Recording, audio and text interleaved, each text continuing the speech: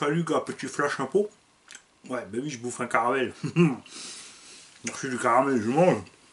Alors, ça tombe bien que tonton Julie m'ait envoyé un système OBA parce qu'il y a plein de monde qui m'ont demandé comment ça marche. Il y en a qui m'ont dit il n'y a pas de son qui sort. Il y en a qui m'ont dit ils ne savent pas comment brancher. Je me suis jamais branché dessus. En fait, c'est super simple. Alors, je vais mettre la caméra vers le bas. Je vais monter l'écran. Tu vois ce qui se passe. Donc, d'abord, tu te prends un récepteur. Après, à ta radio. Là, j'ai une Traxxas. Tu n'es pas obligé de prendre une Traxxas, tu peux prendre ce que tu veux. Donc, imagine, système de radio. Ce que tu as envie. Tu branches tes haut-parleurs. Tu branches ton système OBA, donc la prise bleue sur les haut-parleurs. Et c'est là que commence le schmilblick.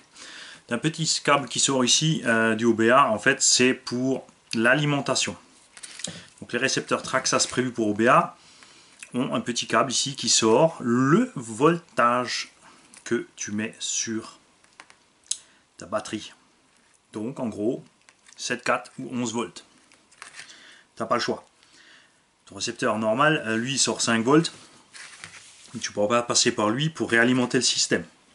Donc il est nécessaire ici d'avoir tout simplement soudé, si tu prends un variateur n'importe quelle sorte, tu n'es pas obligé de prendre un XL5, tu prends un variateur Obing ou autre, en fait il faut te souder des câbles partis de la cause de batterie qui vont vers le OBA et surtout ne pas avoir un système de plus de 11 volts. Ensuite, tu as un câble vert et un câble gris. Le gris, c'est le signal de l'accélérateur puisque ton vario n'est pas branché au récepteur avec le système OBA, il est branché sur la prise noire du système OBA. Donc tu prends ton vario OB-Wing, tu branches la prise de ton vario OB-Wing dans la prise femelle noire du système OBA. De là, tu as donc un cordon vert et un cordon gris. Le gris, c'est la voie 2, c'est les gaz. Le vert, c'est la restitution du son. Donc si tu veux utiliser un récepteur qui n'est pas OBA ou qui n'a pas une troisième voie affectable, donc mixée avec les gaz, tu utilises un cordon Y. Et tu mets tout ça tout simplement dans la voie 2. Voilà, là ça passe au vert puisque j'ai déjà tout allumé. La seule chose que tu n'as pas ici maintenant, c'est un interrupteur pour inactiver en fait la voie d'accélération. Ce que tu peux faire avec le récepteur Traxxas quand c'est appairé, tu as ton petit bouton off ici qui te permet d'accélérer dans le vide et ton moteur ne tourne pas. Là tu ne l'as pas. Dès que tu as mis en route, en fait, le système va se mettre en route, donc tu accélères un tout petit peu. Et les haut-parleurs se mettent en route. Et comme tu peux constater, là le volume est à fond, j'ai pas de zob. Tout simplement parce que les haut-parleurs doivent être en contact avec la carreau.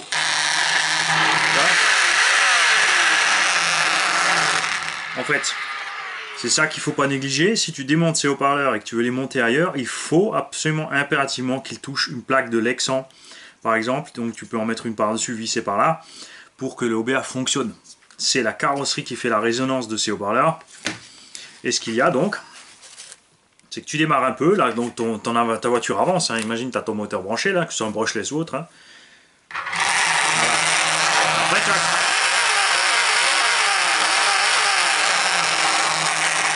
Tu as donc bien l'OBA qui fonctionne, par contre, il fonctionne uniquement quand le moteur fonctionne avec, il n'y a donc pas de moyen de faire la rupture. Alors je te remontre le schéma. Récepteur, pas forcément Traxxas, tu mets un cordon Y dans lequel tu plantes le gris et le vert. Si tu as une radio sur laquelle tu peux faire un mixage, tu peux foutre le mixage sur la troisième voie et mettre le vert en troisième voie. Dans ce cas-là, tu pourrais aussi donc la mettre à 0, avoir un interrupteur. Si tu mixes le mixage de la troisième voie à un interrupteur. Ah oui, il faut toucher un petit peu en programmation radio, sinon tu fais comme ça. Le câble noir, c'est pour la sortie du variateur vers le récepteur. Voilà, donc il faut faire un petit schmilblick de câblage comme tu peux constater, mais ça fonctionne parfaitement et tout simplement si les haut-parleurs sont en contact avec quelque chose. Et c'est le seul moyen pour que ça fonctionne. Tu auras toujours ici bien sûr le bouton pour allumer et éteindre et monter et descendre le volume. Ça fonctionne sans problème. Tu peux utiliser une source d'alimentation externe, hein, si c'est un crawler où tu as déjà une batterie externe de 6 volts ou quelque chose de 6 à 11 volts, tu peux te mettre dessus sans passer par la sortie de la prise.